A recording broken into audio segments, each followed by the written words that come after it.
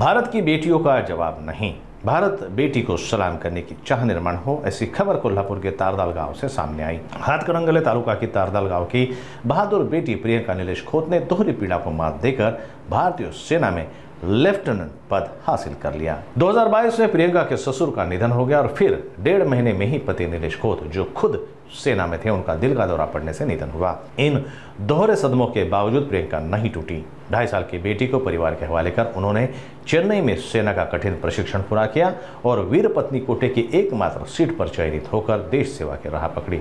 आज प्रियंका का ये संघर्षमय सफर पूरे महाराष्ट्र की महिलाओं के लिए प्रेरणा बन गया है। प्रियंका के इस यश के उपलक्ष्य में ग्रामीणों ने भव्य शोभा यात्रा निकालकर उनका जोरदार स्वागत किया। मी लेफ्टनंट प्रियंका निलेश खोत, माझे पती नायक खोत निलेश हे सिग्नल्समध्ये होते आणि त्यांनी 13 वर्षाची सर्व्हिस कंप्लीट केली होती सिग्नल्समध्ये।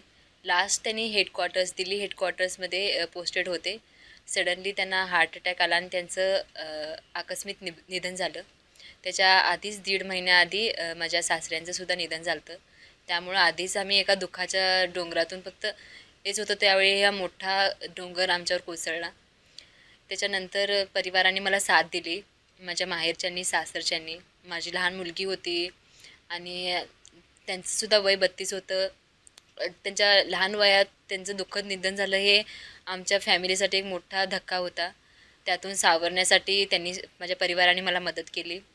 मी ब्रह्माकुमारी सेंटरला जायचं, स्पिरिच्युअलिटीचा मी हेल्प घेतला त्या दुःखातून बाहेर काढण्यासाठी, डिप्रेशनमधून बाहेर निघण्यासाठी। तशी मदत मला मिळतच गेली। मेजर पेन्शनच्या संदर्भात जेव्हा मी संपर्क साधला तेव्हा मेजर रवी कुमार यांनी मला ह्या एक्झामबद्दल सांगितली आणि त्याचबरोबर मी कोणकोणतं कोचिंग घ्यायचं आहे। माझं शिक्षण हे मराठी मीडियममध्ये कंप्लीट झालं। लग्नाआधी फक्त मी ग्रॅज्युएशन कंप्लीट केलेलं। त्यानंतर मी माझं मास्टर्स कंप्लीट केलं। त्यानंतर मग मी ती दिल्लीची कोचिंग घेतली। प्रत्येक गोष्ट मी माझ्या एक्झामच्या अनुसंधानच मी पूर्ण करत होते। त्यानंतर ते कोचिंग घेतल्यानंतर मेमध्ये 2024मध्ये माझी फर्स्ट SSB झाली बँगलोरमध्ये। त्यावेळेला मी फर्स्ट अटेम्प्टमध्ये ती रिकमेंड झाले। मेडिकल्स वगैरे क्लिअर झाली, मात्र वीर नारीसाठी फक्त एकच वॅकन्सी असते। त्यामुळं ते एक मनाला हुरहुर लागलेली की ऑल इंडिया रँक फर्स्ट येईल की नाही, आणि नशिबानं तिथंही मला साथ दिली आणि मला ती सीट मिळून गेली। आणि लगेच ऑक्टोबरमध्ये मी OTA चेन्नईला व्हिजिट केले माझ्या ट्रेनिंगसाठी आणि 11 महिन्याच्या ट्रेनिंगनंतर जस्ट 6 सप्टेंबरला माझी POP कंप्लीट होऊन मी लेफ्टनंट म्हणून मला ती रँक मिळून गेली।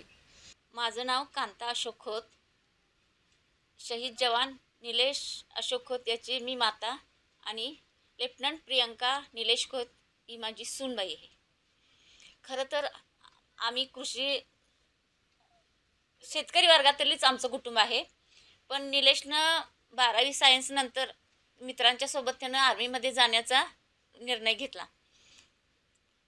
त्याची पण जिद्द होती जायचं, पण तो असं बाहेरूनच प्रयत्न करून असं तो स्वतः पास झाला, स्वतःच्या हिमतीवर पास झाला आणि पहिल्याच ह्याच्यात त्याचं पण सिलेक्शन झाल्यानंतर स्वतःच्या तो हिमतीवर अभ्यास करून पुढचं पद मिळवत गेला तो। परंतु आर्मीमध्ये गेल्यानंतर मला खूप अभिमान वाटायचा की जय जवान जय किसान म्हणायची मी। वडील शेतकरी होते आणि मुलगा शेतात देशासाठी, एक जण शेतकरी आणि एक जण देश। लाल बहादूर शास्त्रीचा नारा होता जय जवान जय किसान। मला खूप अभिमान वाटायचा, पण ज्यावेळी युद्धजन्य परिस्थिती होती त्यावेळी जम्मूला वगैरे गेल्यानंतर तिकडं त्याचं पोस्टिंग झाल्यानंतर मला खूप भीती वाटायची, आमच्या कुटुंबाला भीती वाटायची। पेपरला काहीतरी न्यूज आले की आम्ही असं रडत बसायचं अक्षरशः। पण त्यावेळी आमची मनातील भीती घालवण्यासाठी त्याने आम्हाला जम्मू वगैरे तिकडचा भाग दाखवून आणला आणि तो म्हणायचा, ज्यावेळी आमच्या मनात भीतीचं वातावरण निर्माण होईल त्यावेळी तो म्हणायचा, तिरंग्यातून येणं खूप नशीबवान असते आणि हे नशीब सगळ्यांच्याच वाट्याला येत नाही म्हणायचा। मी खूप भाग्यवान आहे म्हणायचा आणि असं माझं इतकं कुठं भाग्य आहे की माझ्या वाट्याला ते येईल असं दिवस असं म्हणायचा आणि आम्हाला हसूनच तो असं हे करायचा।